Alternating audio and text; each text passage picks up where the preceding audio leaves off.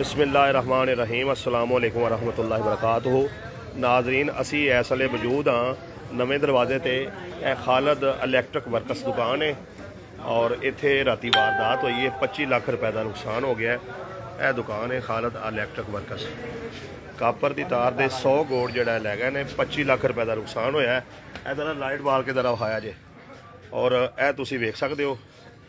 इतों तकरीबन 100 गोड़ जोड़ा राती लै गए ने और 25 लाख रुपए का नुकसान है। सारे शहर की ताजर बरादरी इस वेले एहतजाज की तैयारी कर रही है और शहरियों की जोड़ा बिलखसूस ताजर बरादरी की DPO शेखुपुरा अगे और SHO थाना शरपुर अगे अपील है कि सर बराए मेहरबानी फौरी तौर पर इस इतनी वड्डी वारदात जिहदे 25 लाख रुपए का नुकसान होया है इहदा नोटिस लिया जाए और ਜਿਹੜੇ भी मुलजमान ने इन्हों गिरफ्तार करके ते ताजर बरादरी का मसरूका माल जोड़ा बरामद करवाया जाए।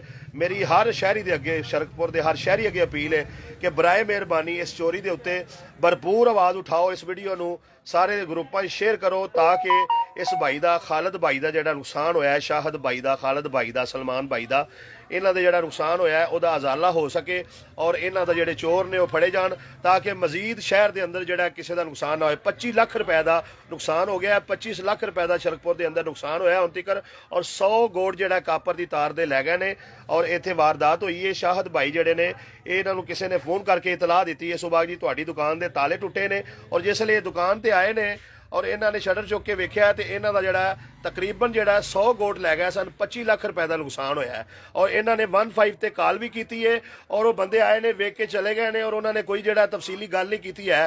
कह रहे हैं जी ताले टुटन का कोई निशान नहीं मिल रहा।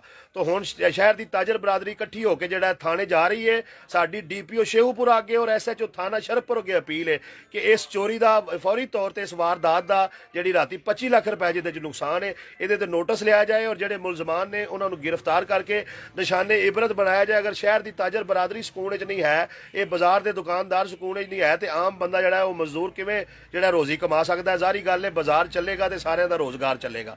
बराए मेहरबानी इस वीडियो को ज़्यादा तो ज़्यादा शेयर करो।